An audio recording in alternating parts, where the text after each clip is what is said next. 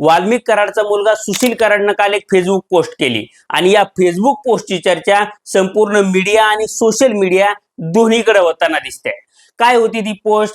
तर आता मात्र सर्वांसमोर सर्व काही बोलणार अशी ही पोस्ट होती। आता सर्वांसमोर सुशील कराड सर्व काही म्हणजे नेमकं काय बोलणार याबद्दल सगळीकडे चर्चा केली जाते किंवा प्रत्येक जण आपापले तर्क लढवताना दिसतोय।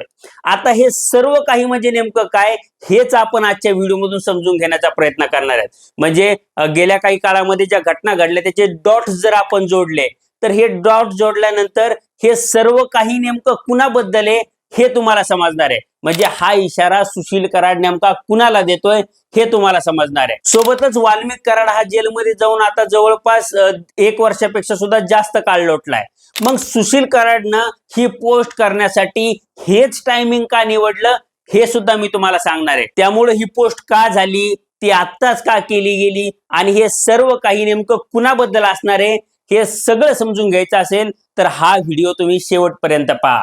आणि व्हिडिओ शेवटपर्यंत पाहिल्यानंतर हे सर्व काही नेमकं कुणाबद्दल असू शकतं असं तुम्हाला वाटतं हे मला कमेंट बॉक्समध्ये सांगा। सोबतच तुम्ही जर अजूनपर्यंत लॉजिकल सिद्धांत आपल्या YouTube चॅनलला सबस्क्राईब केलं नसेल तर आधी आपल्या चॅनलला तेवढं सबस्क्राईब करा। नमस्कार, मी सिद्धांत आणि लॉजिकल सिद्धांत आपल्या YouTube चॅनलमध्ये तुमचं अगदी मनपूर्वक स्वागत आहे। वाल्मिक कराडचा मुलगा सुशील कराडनं सर्वांसमोर सर्व काही बोलण्याची भाषा केली आणि त्याच्या एका ओळीच्या या पोस्टमुळं संपूर्ण मीडिया आणि संपूर्ण सोशल मीडियावर तो नेमका कुणाबद्दल आणि काय बोलणार ही चर्चा सुरू झाली। आता सुशील कराडच्या या सर्व काही मागचं लॉजिक समजून घेण्यासाठी आपल्याला थोडंसं मागं जावं लागेल। म्हणजे संतोष देशमुखांच्या हत्येच्या वेळेपर्यंत जावं लागेल। आता संतोष देशमुखांची हत्या झाली आणि त्यांना न्याय मिळण्यासाठी सगळीकडे सभा व्हायला सुरुवात झाली।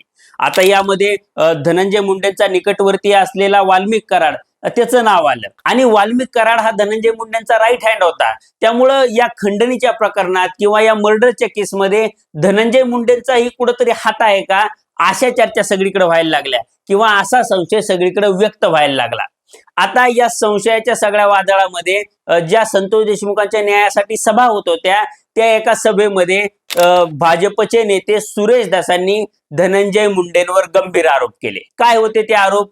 तर ही खंडणीची जी बैठक होती ती खंडणीची बैठक धनंजय मुंडेंच्या परळीच्या बंगल्यामध्ये आणि धनंजय मुंडेंच्या मुंबईतल्या शासकीय निवासस्थानी म्हणजे मंत्री म्हणून धनंजय मुंडे असताना जो सातपुडा म्हणून त्यांचा बंगला होता त्या सातपुडा बंगल्यात झाल्या होत्या असा गौप्यस्फोट किंवा असा दावा सुरेश धसांनी केला। आणि सुरेश धस फक्त दावा करूनच थांबले नाहीत तर त्यांनी या बैठकीची वेळ सांगितली, या बैठकीची तारीख सांगितली आणि या बैठकीला कोण कोण हजर होतं हे सुद्धा सांगितलं। आता धसांनी हा दावा केल्यानंतर तिकडून देवेंद्र फडणवीसांनी या गोष्टीला नकार दिला किंवा ही गोष्ट डिनाय केली। त्यांनी असं सांगितलं की धनंजय मुंडेंची इन्व्हॉल्वमेंट असल्याचा कोणताही पुरावा या ठिकाणी मिळालेला नाहीये किंवा तपासात तसं काही निष्पन्न झालेलं नाहीये।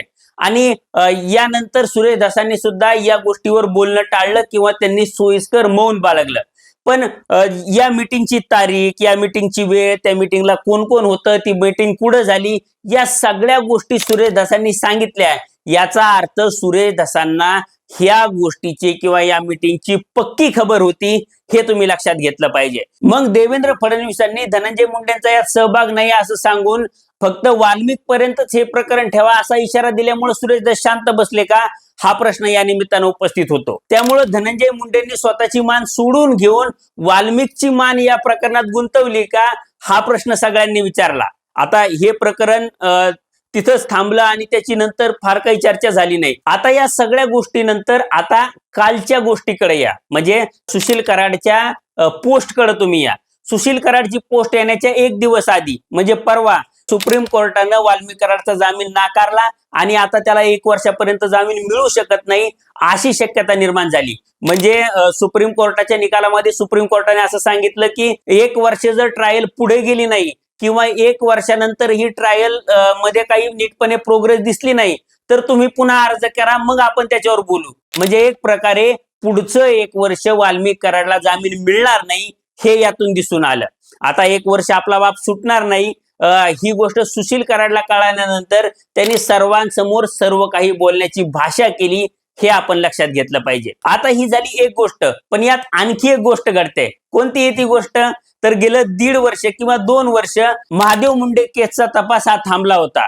आता महादेव मुंडेची हत्या झाल्यानंतर 1.5 वर्षांनी म्हणजे गेल्या 7 महिन्यापूर्वी SITची स्थापना झाली आणि कुमावत साहेबांसारखे कर्तव्यदक्ष अधिकारी SITचे प्रमुख आहे.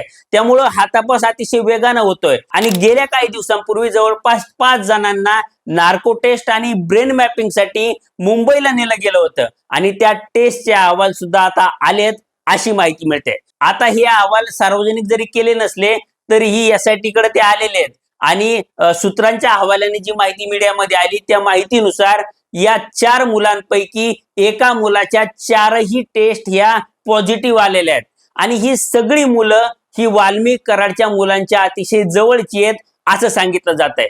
त्यामुळं आता महादेव मुंडे केसचा जो फास आहे तो वाल्मिक कराडच्या मुलांच्या म्हणजे श्री कराड आणि सुशील कराड यांच्या सुद्धा भोवती आवळला जातोय असं दिसतंय. एकीकडे आपला बाप सुद्धा जेलमध्ये आणि दुसरीकडे आपण सुद्धा जेलमध्ये जाण्याची शक्यता आहे. म्हणजे आपल्या भोवतीचा फास सुद्धा आवळला जातोय. आपल्या जवळच्या लोकांना अटक करून त्यांच्या टेस्ट पॉझिटिव्ह येत आहेत. म्हणजे उद्या आपल्यापर्यंत सुद्धा ही गोष्ट येऊ शकते आणि आपण जेलमध्ये जात असताना आपण ज्यांच्यासाठी काम करत होतो किंवा ज्यांच्यासाठी एक गुन्हे करत होतो, ज्यांच्यासाठी दहशत माजवत होतो, ते धनंजय मुंडे आपल्याला हवी तशी मदत करत नाहीयेत किंवा आपण जेलमध्ये जाऊ नये म्हणून प्रयत्न करत नाहीयेत असं कराड फॅमिलीला वाटतंय का? हा प्रश्न या टायमिंग वरून निर्माण झालाय आणि धनंजय मुंडे पाठीशी उभे राहत नाहीत म्हणून त्यांना इशारा देण्यासाठी सर्व काही बोलण्याची जी भाषा आहे ती सुशील कराडनं केली का?